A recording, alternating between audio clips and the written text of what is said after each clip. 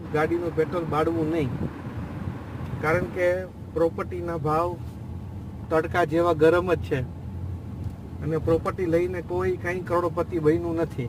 જે કરોડપતિ છે એ ભૂખપતિ થઈ ગયો, બરાબર. એટલે જેને પ્રોપર્ટી લેવી હોય એ ફ્લેટમાં તો બિલકુલ ઇન્વેસ્ટમેન્ટ કરે નહીં, મોટા મોટા બિલ્ડરોના ફંડામાં આવે નહીં.